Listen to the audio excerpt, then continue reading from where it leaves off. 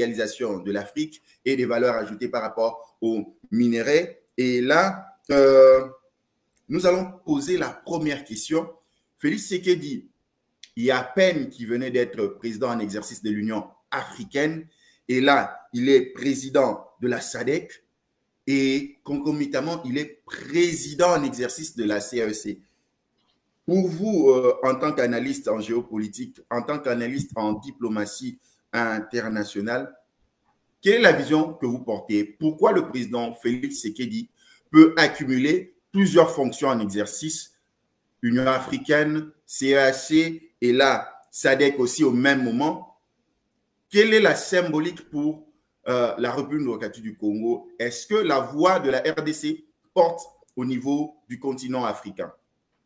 Alors, indéniablement, il s'agit là de tribunes qui permettent à la RDC non seulement d'être remise à l'agenda international, mais de surtout porter une forme de leadership au niveau continental pour les questions liées au développement, à l'économie, mais également les questions purement politiques et diplomatiques. Alors, on le sait, le président de la République, Félix-Antoine Tshisekedi Tshilombo, a assumé pendant une année la présidence en exercice de l'Union africaine. Ce mandat s'est achevé le 5 février dernier.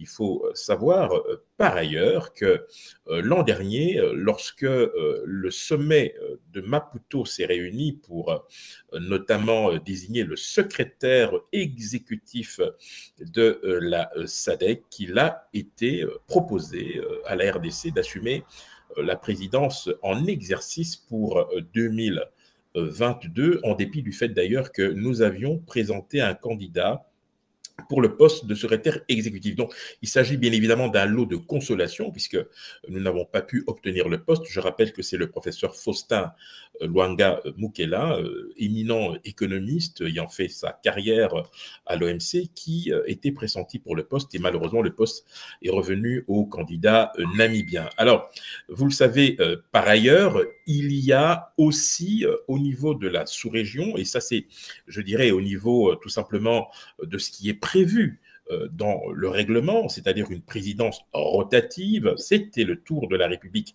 démocratique du Congo. Il s'agit ni plus ni moins d'un hasard de calendrier qui fait que aujourd'hui, effectivement, le chef de l'État assume la présidence en exercice de ces deux organisations qui ont des objectifs pratiquement communs. On peut simplement rappeler l'intégration économique, la promotion de la paix, de développement, l'intégration régionale, avec évidemment un focus sur la libre circulation des biens et des personnes. Donc c'est quelque chose d'extrêmement important, et il appartient à la RDC de se saisir de ces deux outils pour non seulement promouvoir, j'allais dire, la sous-région, les sous-régions concernées, mais aussi pour porter haut et fort la voix de la République démocratique du Congo.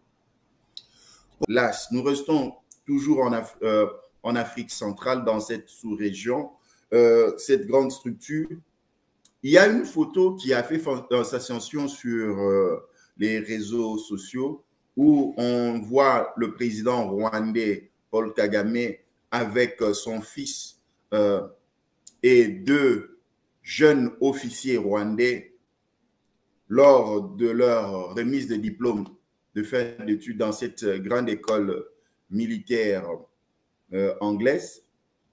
Qu'est-ce que cela augure? En voyant les commentaires, la plupart des internautes étaient en train de commenter à leur manière en disant déjà le président rwandais prépare des futurs généraux qui conduiront la guerre à l'est de la République démocratique du Congo, ou bien qui entretiendront un certain flou à l'est, parce que déjà envoyer ses enfants dans cette grande école militaire, c'est pour leur permettre d'avoir des partenaires qui seraient des futurs généraux anglais, américains, de la MONUSCO dans le monde, ainsi de suite, des généraux de l'Union européenne.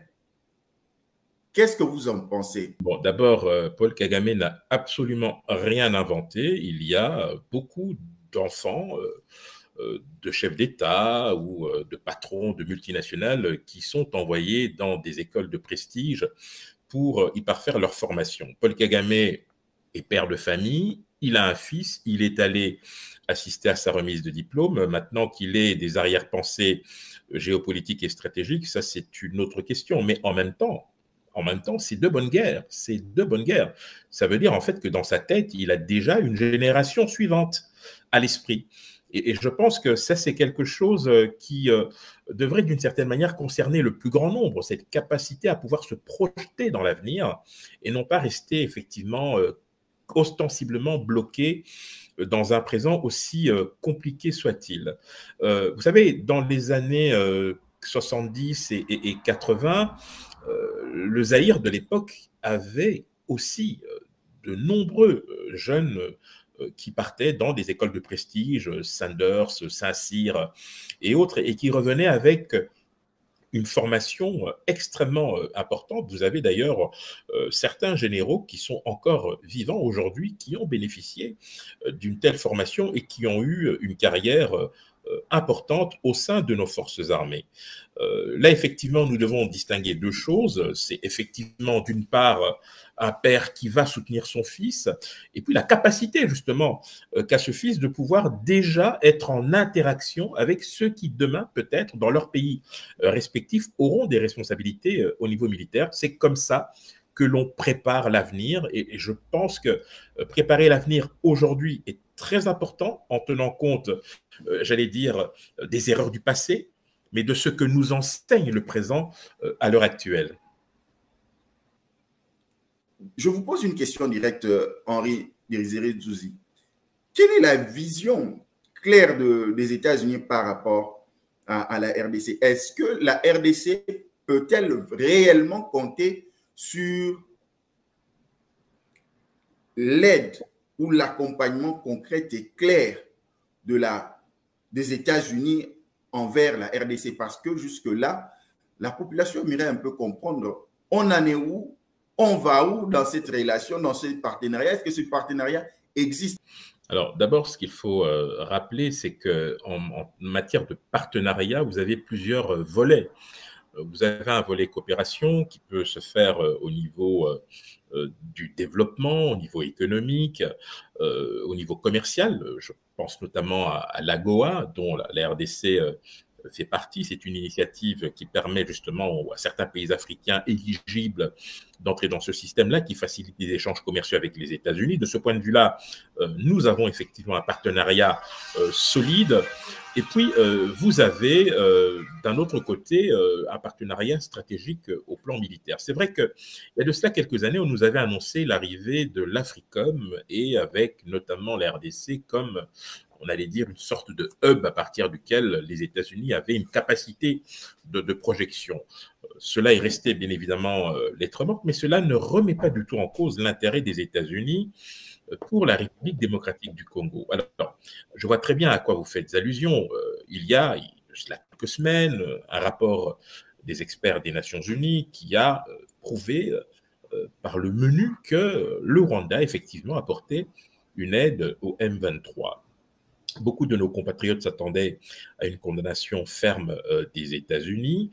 J'ouvre une petite parenthèse en vous disant qu'en 2012, le président Obama avait déjà condamné fermement l'activisme du M23, avant même d'ailleurs que ne soient signés à Addis Abeba les fameux accords cadres qui seront par la suite évidemment complétés par les déclarations de Nairobi en décembre 2013. Il y avait une volonté des États-Unis de l'époque de faire en sorte que cet activisme s'arrête. Et effectivement, si vous regardez bien le chronogramme de ces dernières années, entre 2013, entre décembre 2013 et octobre 2021, nous n'avons plus jamais entendu parler du M23. Ça veut dire que si les États-Unis veulent véritablement user de leur influence, ils peuvent le faire. Or, à quoi avons-nous assisté?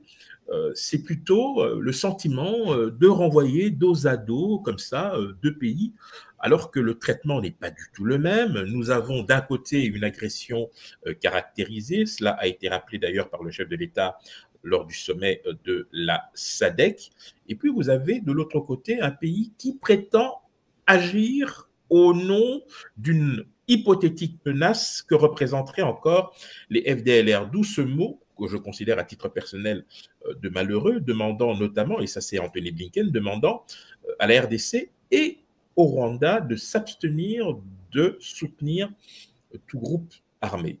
Et c'est vrai que la déception reste grande, mais je pense que nous ne devons pas nous attarder sur les condamnations. En diplomatie, dans les relations internationales, les situations sont dynamiques. Ce n'est pas une condamnation qui mettra un terme à l'aventure du Rwanda sur le territoire national, c'est plutôt la capacité de réaction de notre armée, en accord avec les différents dispositifs qui sont en train de se déployer. Je pense notamment à la fameuse brigade venue des États d'Afrique de l'Est. Je pense aussi, en dépit du fait que nous y reviendrons probablement, que la MONUSCO est probablement déjà en train de créer les conditions de son retrait. Nous avons aussi une brigade d'intervention dont je rappelle qu'elle a été instituée par la résolution 2098 du 28 mars 2013 et qui donne un mandat offensif à la MONUSCO. Il faut quand même rappeler cela. D'ailleurs, le chef de l'État ne s'y est pas trompé,